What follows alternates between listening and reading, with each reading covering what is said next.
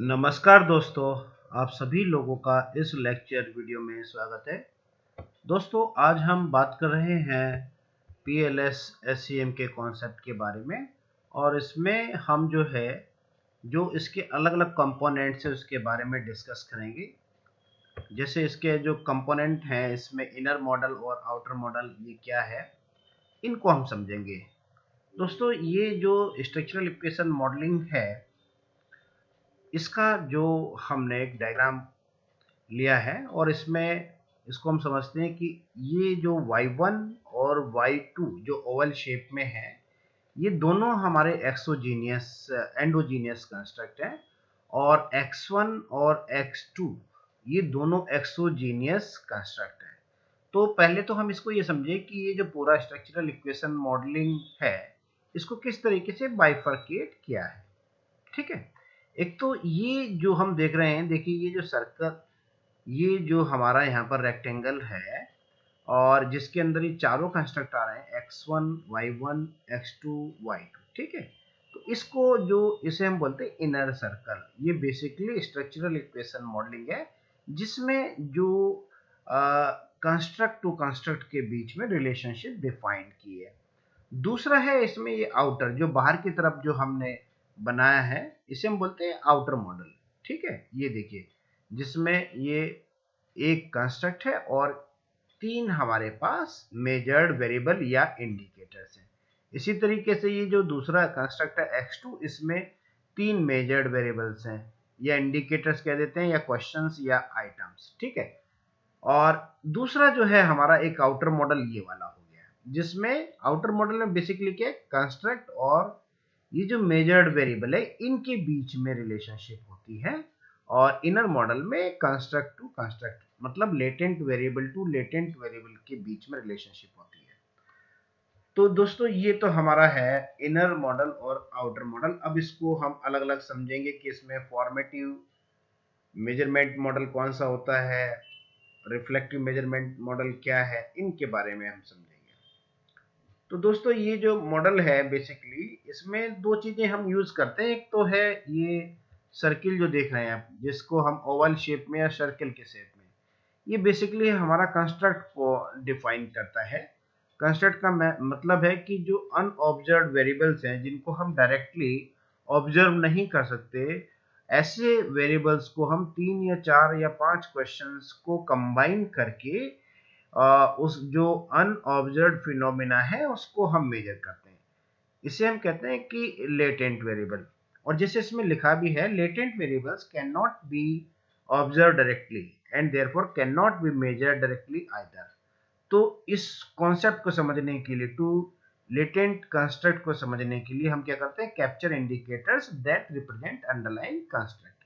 ठीक है, और जो हमारे अंडरलाइन, जैसे हमने लिखा है, रिसर्चर कैप्चर्स इंडिकेटर्स, और इंडिकेटर्स को इस तरीके के 4 या 5 जो क्वेश्चन हैं इंडिकेटर, ये मिलके हमारा जो है एक ओवल शेप में बन जाता है। तो इस तरीके से दो ही चीजें इस मॉडल में है। एक तो है कंस्ट्रक्ट, हम देखेंगे ये कंस्ट्रक्ट है, इसमें 4 कंस्ट्रक्ट है x1, y1, x2, y2, और हमारे पास ये 3 इंडिकेटर्स और ये इधर 4 और 4। तो इस तरीके से 16 हमारे पास क्वेश्चंस हैं। इन 16 क्वेश्चंस के थ्रू, 16 आइटम्स के थ्रू या 16 इंडिकेटर्स के थ्रू हम 4 कंस्ट्रक्ट के बारे में बता रहे हैं। ठीक है, अब हम देखते हैं ये जो हमारा पाथ मॉडल है, ठीक है ना, इसको हम कहते हैं पीएलएस पाथ मॉडल। ये पाथ मॉडल है हमारा जो बनाया हुआ। अब पाथ मॉडल को समझने के लिए इसको डिवाइड किया है 2 एलिमेंट से। पहला है स्ट्रक्चरल मॉडल। स्ट्रक्चरल मॉडल हमेशा कंस्ट्रक्ट टू कंस्ट्रक्ट रिलेशनशिप होगा और इसे हम इनर मॉडल भी कह देते हैं। ठीक, दूसरा है मेजरमेंट मॉडल या इसको हम आउटर मॉडल। एक बार हम और देख देते हैं। तो इसमें हमारा एक तो इनर मॉडल है, देखिए ये तो हो गया हमारा इनर मॉडल, ये जो हमारा ये रेक्टेंगल में दिया है जिसमें चारों कंस्ट्रक्ट आ रहे हैं। दो हमारे पास मेजरमेंट मॉडल होंगे, ये जो आउटर मॉडल भी इसको कह देते हैं। तो ये दो आउटर है, एक ये आउटर मॉडल और दूसरा ये वाला आउटर मॉडल जिसमें हमने y1 y2 और ये 6 क्वेश्चंस इंक्लूड किए। और इसी तरीके से जो आउटर मॉडल हमारा पहला वाला है मेजरमेंट मॉडल या आउटर मॉडल कहते हैं, इसमें 2 कंस्ट्रक्ट के साथ 6 क्वेश्चन हमने इंक्लूड किए, 6 इंडिकेटर्स। ठीक है, तो 2 तो हमारे पास आउटर मॉडल हो गए, एक ये वाला और एक दूसरा ये, और एक हमारे पास है स्ट्रक्चरल मॉडल जिसको हम इनर मॉडल भी कहते हैं। तो एक तो हमने ये समझा कि इसको हम टू पार्ट्स में डिवाइड कर लेते हैं। अब ये जो हम बता रहे हैं स्ट्रक्चरल मॉडल, बेसिकली जो स्ट्रक्चरल मॉडल जो है ये इनके ये कंस्ट्रक्ट जो है इनके बीच में जो रिलेशनशिप होती है वो हमारे स्ट्रक्चरल मॉडल इसको हम कहते हैं। जैसे यहाँ पर हमारा ये एक y1 एंडोजीनियस वेरिएबल है और दूसरा y2 एंडोजीनियस वेरिएबल, और ये एरर टर्म है। एरर टर्म हमेशा या तो रिफ्लेक्टिव वेरिएबल में होगा या एंडोजीनियस जो वेरिएबल्स है उसमें होगा हमारा जो एरर टर्म है। ठीक है, तो दो ये हमारे पास x1 और x2 एक्सोजीनियस वेरिएबल है और दो हमारे पास एंडोजीनियस वेरिएबल है y1 एंड y2। लेकिन अभी जो ये एंडोजीनियस वेरिएबल है x1 और x2 के साथ, और अभी ये एंडोजीनियस वेरिएबल है x1 और x2 के साथ, लेकिन y2 के साथ जो है ये एक्सोजीनियस वेरिएबल की तरह काम कर रहा है। ठीक है, तो ये स्ट्रक्चरल मॉडल की रिलेशनशिप हो गई, रिलेशनशिप बिटवीन कंस्ट्रक्ट और कंस्ट्रक्ट के बीच में। अब देखते हैं कि जो मेजरमेंट मॉडल है उनमें आउटर मॉडल में किस तरीके की रिलेशनशिप होती है। तो मेजरमेंट मॉडल भी हमारे दो तरीके के हैं, एक तो है एक्सोजीनियस लेटेंट वेरिएबल और दूसरा है एंडोजीनियस लेटेंट वेरिएबल। अभी देखिए इसमें इसी से भी हम समझ सकते हैं, ये x1 x2 तो हमारे एक्सोजीनियस लेटेंट वेरिएबल हो गए, ठीक है ना, इंडिपेंडेंट वेरिएबल्स, और y1 और y2 डिपेंडेंट है, इनको हम इक्वलेंट टू एंडोजीनियस वेरिएबल हम कहते हैं। तो जो मेजरमेंट मॉडल है हमारा, जो आउटर मॉडल बना है वो दो चीजों से मिलकर बना है, एक तो एक्सोजीनियस लेटेंट वेरिएबल से, जैसे हम इसी जो मेन हमारा पिक्चर है ये देखिए, ये हमारे x1 और x2 एक्सोजीनियस है और ये दोनों y1 y2 एंडोजीनियस वेरिएबल हैं। ठीक है ना, मेजरमेंट मॉडल को हमने इस तरीके से डिफाइन किया है। एक्सोजीनियस वेरिएबल्स हमारे कौन से होते हैं? Exogenous constructs are latent multi item equivalent to independent variables. जो इंडिपेंडेंट वेरिएबल्स को क्लब करके हमने जो कंस्ट्रक्ट बनाया है उसी को हम एक्सोजीनियस वेरिएबल या एक्सोजीनियस कंस्ट्रक्ट या लेटेंट वेरिएबल हमारा होता है ये। ठीक है, और ये जो है they use variate of measure of represent the construct which act as an independent variable in the model, जो इंडिपेंडेंट मॉडल की तरह काम करता है। अब देखिए ये हमारा एक्सोजीनियस वेरिएबल है, जैसे यहाँ पर एक कंस्ट्रक्ट है कस्टमर एक्सपेक्टेशन। तो ये जो कंस्ट्रक्ट है हमारा कस्टमर एक्सपेक्टेशन, ये 3 क्वेश्चन से मिलकर बना है, CE1 CE2 एंड CE3 ये कोडिंग की है। CE1 का मतलब है कि हमारा जो क्वेश्चन है वो ये है कि I expect this hotel to serve me in an adequate manner. इसी तरीके से CE2 और CE3, तो इन तीनों चीजों से मिला के हमने कस्टमर का एक्सपेक्टेशंस मेजर किया, जो कि हम डायरेक्टली मेजर नहीं कर सकते। और इन क्वेश्चंस को जब हमने ऑर्डिनल स्केल में पूछा तो ऑर्डिनल स्केल से हमने इनकी एग्री और डिसएग्रीमेंट 7 पॉइंट में लिया। ठीक है, तो इस तरीके से हम जो कस्टमर्स हैं, हमारे क्लाइंट्स हैं किसी भी होटल के, उनका कस्टमर को एक्सपेक्टेशन जो कस्टमर एक्सपेक्टेशन है उसको हम समझ सकते हैं। तो एक्सोजीनियस लेटेंट वेरिएबल हो गया और दूसरा है हमारे पास यहाँ पर एंडोजीनियस वेरिएबल। एंडोजीनियस वेरिएबल जैसे कस्टमर लॉयल्टी, ठीक है ना, तो कस्टमर लॉयल्टी डिपेंड है, कस्टमर लॉयल्टी का जो रिलेशनशिप है वो एक्सोजीनियस के साथ, अगर हम कंस्ट्रक्ट टू कंस्ट्रक्ट देखें तो ये customer loyalty as a dependent variable काम करता है, जो हमारे एक्सोजीनियस वेरिएबल के रेस्पेक्ट में। एक्सोजीनियस वेरिएबल्स इनको इन्फ्लुएंस करते हैं कस्टमर लॉयल्टी को। तो जैसे कस्टमर, अभी हमने एक्सोजीनियस वेरिएबल का एग्जांपल लिया था, कस्टमर एक्सपेक्टेशंस, ये हमारा एक्सोजीनियस वेरिएबल है और ये वाला हो गया एंडोजीनियस वेरिएबल। तो एंडोजीनियस वेरिएबल क्या है? ये endogenous constructs are latent multi item equivalent to dependent variable. तो ये डिपेंडेंट वेरिएबल से मिलकर बने हैं हमारे, और इनको जो है हमने y1 से यहाँ पर शो किया है। और 3 क्वेश्चन हैं इसमें कस्टमर लॉयल्टी के, वो क्वेश्चन हम देख सकते हैं।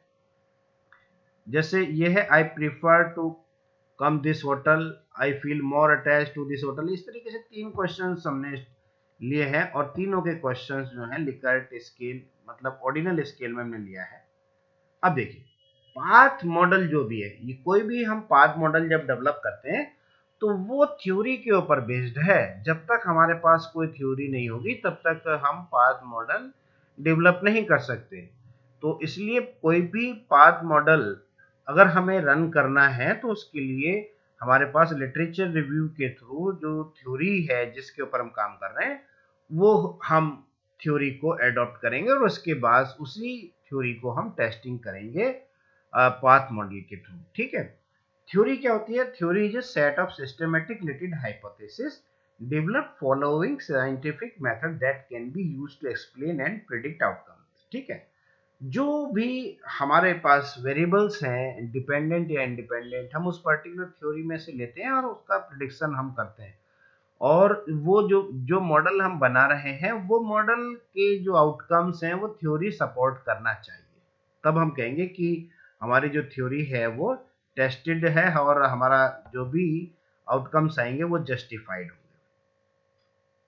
अब किसी भी पाथ मॉडल के लिए डेवलप करने के लिए हमारे पास दो तरीके की थ्योरी होंगी। एक तो मेजरमेंट थ्योरी का यूज करते हैं और दूसरा है स्ट्रक्चरल थ्योरी। तो मेजरमेंट थ्योरी में और स्ट्रक्चरल थ्योरी में क्या डिफरेंस है वो भी हम देख लेते हैं। तो ये जो मेजरमेंट थ्योरी है इसमें हम क्या करते हैं, ये theory specify how the latent variables are measured. मतलब जो कंस्ट्रक्ट हैं उनको हम कैसे मेजर्ड, कैसे हम उसको स्पेसिफाई करते हैं ये देखते हैं। और जो लेटेंट कंस्ट्रक्ट है उसको हम दो तरीके से मेजर कर सकते हैं। दो तरीके का मतलब है कि एक तो वो मॉडल हमारा फॉर्मेटिव हो सकता है और दूसरा तरीका हो सकता है रिफ्लेक्टिव मेजरमेंट मॉडल। तो जो मेजरमेंट थ्योरी है या लेटेंट कंस्ट्रक्ट है हम उनको दो तरीके से करते हैं। पहला है फॉर्मेटिव। फॉर्मेटिव का मतलब है कि ये फॉर्म कर रहा है उस पर्टिकुलर कंस्ट्रक्ट को। जैसे ये इसमें आप देखिएगा कि फॉर्मेटिव मेजरमेंट मॉडल में directional arrows are pointing from indicator, मतलब जो हमारे आइटम्स हैं मेजर्ड वेरिएबल्स हैं, इंडिकेटर टू कंस्ट्रक्ट। इसका मतलब है कि जो ट्रस्ट डिपेंडेंट वेरिएबल काम कर रहा है और काइंडनेस एबिलिटी एंड इंटीग्रिटी, ये तीनों जो हमारे वेरिएबल्स हैं ये एज ए इंडिपेंडेंट वेरिएबल्स काम कर रहे हैं। इसका मतलब है कि जो ट्रस्ट है डिपेंड किसके ऊपर है? काइंडनेस के ऊपर। ज्यादा ट्रस्ट होगी इसका मतलब क्या होगा? वो काइंडनेस भी ज्यादा होगी। तो ज्यादा एबिलिटी इसका मतलब ट्रस्ट भी ज्यादा हो सकती है। तो तीनों के तीनों ये फॉर्म कर रहे हैं ट्रस्ट को। ऐसे ही हम देखें एक छोटा सा एग्जांपल है, जनरल एग्जांपल, ब्लड प्रेशर। तो बीपी जो बढ़ता है हमारा किसकी वजह से बढ़ता है? एक तो स्ट्रेस अगर ज्यादा है, या वेट गेन किया है, या अल्कोहल का कंजम्पशन करते हैं तो उसकी वजह से ब्लड प्रेशर हाई हो जाता है। तो ये जो है हमारे दोनों के दोनों फॉर्मेटिव मेजरमेंट मॉडल होंगे। इसके बाद हम बात करते हैं वो है हमारा रिफ्लेक्टिव मेजरमेंट मॉडल। अब रिफ्लेक्टिव मेजरमेंट मॉडल में, जो रिफ्लेक्टिव मेजरमेंट मॉडल है इसमें जो एरो है, डिफरेंस बस यही है रिफ्लेक्टिव और फॉर्मेटिव मेजरमेंट मॉडल में एरो का जो डायरेक्शन है वो चेंज हो जाता है। रिफ्लेक्टिव मेजरमेंट मॉडल में एरो कंस्ट्रक्ट से मेजर्ड वेरिएबल की तरफ, इंडिकेटर की तरफ जाती है। तो जो कस्टमर सेटिस्फेक्शन की जो फिनोमिना है या जिसको हम डायरेक्टली मेजर नहीं कर सकते उनको हमने 3 क्वेश्चंस के थ्रू मेजर किया। जैसे पहला क्वेश्चन है सेटिस्फाइड से रिलेटेड, दूसरा रिकमेंड, वो रिकमेंड करते हैं लोग या नहीं, दोबारा से आना चाहते हैं। तो इसका मतलब अगर ये तीनों चीजें हमारी मिल रही हैं तो यहाँ पर रिलेशनशिप उल्टी हो गई। तो ये जो मेजर्ड वेरिएबल है ये डिपेंडेंट वेरिएबल की तरह काम कर रहे हैं। सेटिस्फेक्शन जो है डिपेंड है कस्टमर सेटिस्फेक्शन, रिकमेंडेशन डिपेंड है कस्टमर सेटिस्फेक्शन। जितना ज्यादा कस्टमर सेटिस्फाइड होगा उतना ज़्यादा लोगों को रिकमेंड करेगा। कस्टमर जितना ज़्यादा सेटिस्फाइड होगा उतना ज़्यादा वो रिविजिट करेगा। तो इस तरीके से ये जो फॉर्मेटिव और रिफ्लेक्टिव में केवल जो डायरेक्शन है एरो का उसके ऊपर उसमें डिफरेंस है। अब ये देखिए, ऐसे ही हाई ब्लड प्रेशर, हेडेक अगर ज़्यादा है इसका मतलब है कि हाई बीपी है, फैटिक ज़्यादा है तो हो सकता है हाई बीपी हो, चेस्ट पेन है हो सकता है हाई बीपी हो। तो ये जो तीनों वेरिएबल्स हैं डिपेंड है हाई ब्लड प्रेशर के ऊपर। अब इसके बाद जो है जो स्ट्रक्चरल थ्योरी का जो सीक्वेंस है, बेसिकली इसका सीक्वेंस ये लेफ्ट टू राइट होगा, ठीक है ना। एक तो कोई भी हमारी पाथ मॉडल होगा वो हमेशा एक तो वो थ्योरी बेस्ड होगा, दूसरा जो है वो left to right. Left to right का मतलब है कि लेफ्ट हैंड साइड में जो है हमने एक्सोजीनियस वेरिएबल लिए हैं लेफ्ट टू राइट, तो ये इसका सीक्वेंस होगा लेफ्ट टू राइट। और कोई भी हम पाथ मॉडल बनाते हैं तो वो थ्योरी बेस्ड होता है। Thank you very much.